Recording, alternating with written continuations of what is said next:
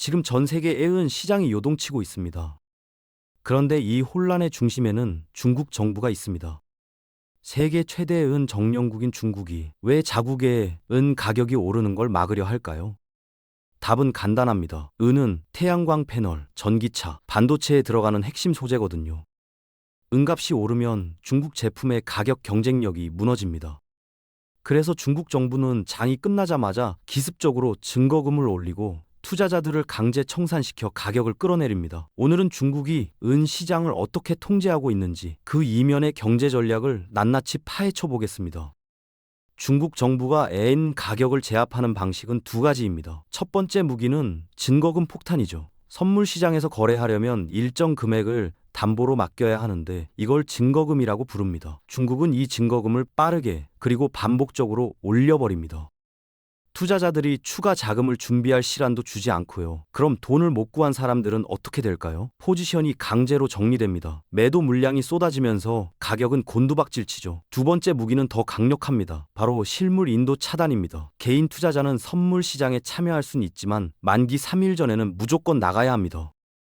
실물 은을 손에 쥘 수 있는 건 오직 산업체나 허가받은 기관뿐이에요. 투기 세력이 실물을 비축하는 걸 원천적으로 막는 겁니다. 증거금과 실물 차단, 이 두 개의 자물쇠로 중국은 은 시장을 완전히 장악하고 있습니다. 투자자들은 정부가 만든 좁은 통로 안에서만 움직일 수밖에 없는 구조죠. 실물 투자가 막히자 중국인들은 어디로 갔을까요? 바로 UBS와 중국 국유회사가 만든 펀드로 몰려들었습니다. 그런데 이 펀드가 정상이 아닙니다. 실제 가치보다 30%에서 60%나 높은 프리미엄이 붙어 거래되거든요. 그만큼 수요가 폭발적이라는 얘기죠. 문제는 여기서 끝이 아닙니다. 중국 정부는 투기가 과열됐다 싶으면 하루 만에 펀드 가입을 막아버립니다. 수요를 강제로 차단하는 거예요. 최근엔 더 황당한 일이 벌어졌습니다. 펀드 기준 가격을 상하이 시세에서 뉴욕 선물 가격으로 바꿔버린 겁니다. 결과는 하루 만에 가격이 31% 급락했어요. 투자자들은 순식간에 막대한 손실을 봤죠. 기준 가격을 바꾸는 건 룰을 바꾸는 겁니다. 게임 중간에 규칙을 뒤집어 버리는 거나 마찬가지예요. 하지만 중국 정부는 개인의 손실보다 시장 통제를 우선합니다. 이게 중국식 시장 관리의 민낯입니다. 중국은 은 가격을 두 개로 나눠서 봅니다. 하나는 뉴욕 코맥스 가격, 글로벌 기준이죠. 다른 하나는 상하이 가격, 자국 내 시세입니다. 촬영 시점 기준으로 뉴욕은 81달러, 상하이는 87달러였어요. 약 7%의 프리미엄이 붙어 있는 겁니다. 과거엔 이 차이가 크지 않았습니다. 그런데 최근 연말 연시를 기점으로 격차가 급격히 벌어졌어요. 왜 이런 일이 벌어졌을까요? 중국 내 수요가 그만큼 강하다는 증거입니다. 사람들이 비싸도 사겠다고 달려드는 거죠. 문제는 이 프리미엄이 지나치게 올라가면 중국 정부가 가만히 있지 않는다는 겁니다. 즉각 개입해서 가격을 인위적으로 끌어내립니다. 시장 원리? 그런 건 없습니다. 오직 정부의 의지만 있을 뿐이죠. 이런 인위적 조정은 시장의 자율성을 완전히 무시하는 겁니다. 하지만 중국 입장에선 선택의 여지가 없어요. 은값이 오르면 자국 산업이 타격을 받으니까요. 태양광, 전기차, 반도체 모두 은이 들어가거든요. 그래서 프리미엄이 일정 수준을 넘으면 무조건 눌러버립니다. 산업 보호가 시장 자율보다 우선이라는 게 중국의 철학입니다. 증거금 인상. 이게 얼마나 무서운 무기인지 아십니까? 중국 거래소는 계약당 내야 하는 증거금을 갑자기 올려버립니다. 투자자들한테 시간적 여유를 거의 주지 않아요. 그럼 어떤 상황이 벌어질까요? 마진콜입니다. 추가 자금을 즉시 입금하라는 통보가 날아오는 거죠. 문제는 이게 장 마감 직후에 발표된다는 겁니다. 투자자들이 은행에 갈 시간도 대출받을 시간도 없어요. 그 상태로 다음날 장이 열리면 자금을 못 구한 사람들의 물량이 강제로 청산됩니다. 시장에 매도 물량이 쏟아지면서 가격은 폭락하죠. 이건 중국 정부가 가격을 떨어뜨리기 위해 반복적으로 쓰는 전략입니다. 효과는 확실해요. 투자자들은 속수무책으로 당할 수밖에 없거든요. 전문가들은 이걸 뭐라고 부를까요? 시장 원리가 아니라 정책적 강제력에 의한 가격 조정이라고 합니다. 정부가 마음먹으면 언제든 가격을 끌어내릴 수 있는 구조인 거죠. 이게 바로 중국 시장의 현실입니다. 상하이 선물 거래소는 작년 10월부터 가격 제한폭을 12%에서 14%로 확대했습니다. 변동성이 커지는 걸 관리하겠다는 명분이었죠. 그런데 여기서 중요한 게 하나 있습니다.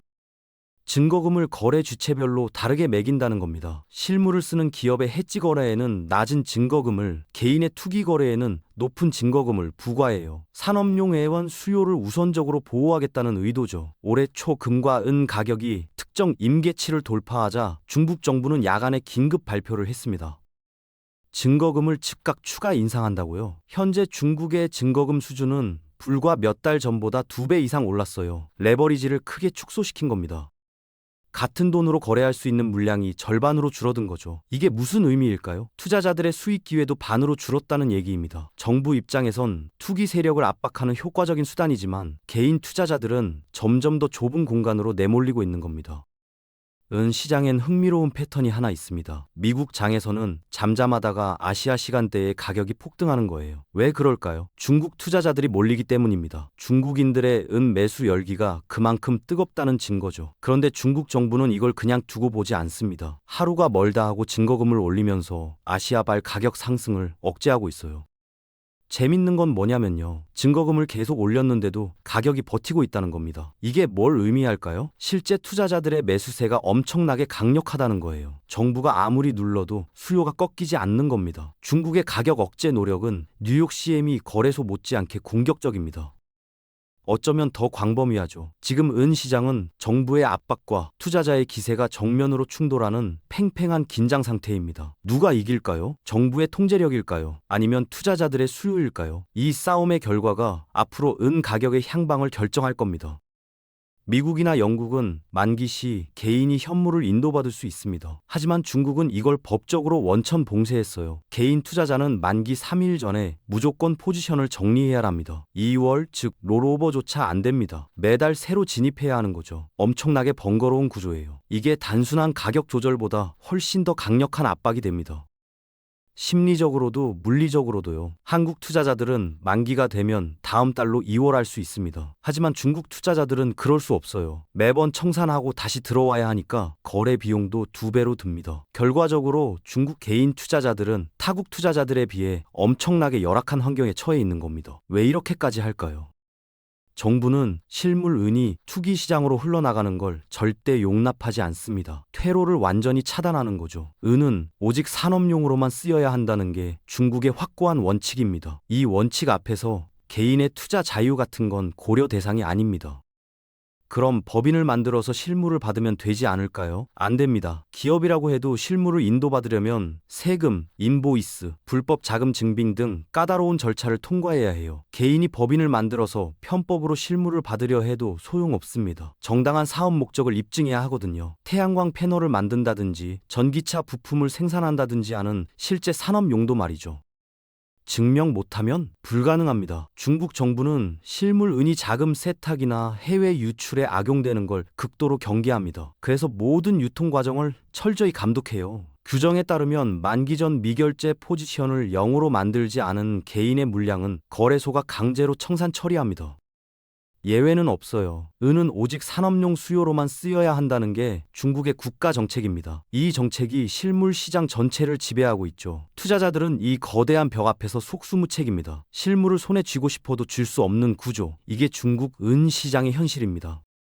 실물 투자가 막힌 중국인들에게 유일한 대안이 하나 있습니다. 스위스 UBS와 합작한 국투, UBS 은선물 펀드예요. 국투는 국가투자기관을 의미합니다. 사실상 정부가 승인한 유일한 개인용 투자 통로인 거죠. 이 펀드는 전통적인 펀드 방식이라 가입과 해지에 시간이 걸립니다. 그런데도 막대한 자금이 유입되면서 과열 상태예요. 왜 이렇게 몰릴까요? 다른 선택지가 없기 때문입니다.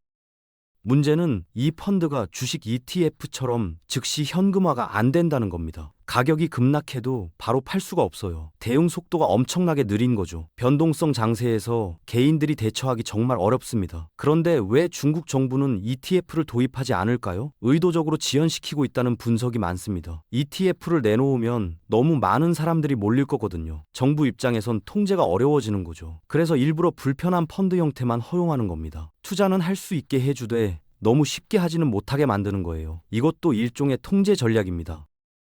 중국은 자국의 제조 경쟁력을 유지하기 위해 은 가격을 인위적으로 누르는 비정상적인 규제 정책을 펼치고 있습니다. 증거금 폭탄과 실물 차단이라는 이중 잠금 장치 속에서도 중국 투자자들의 은 매수 열기는 식지 않고 있어요.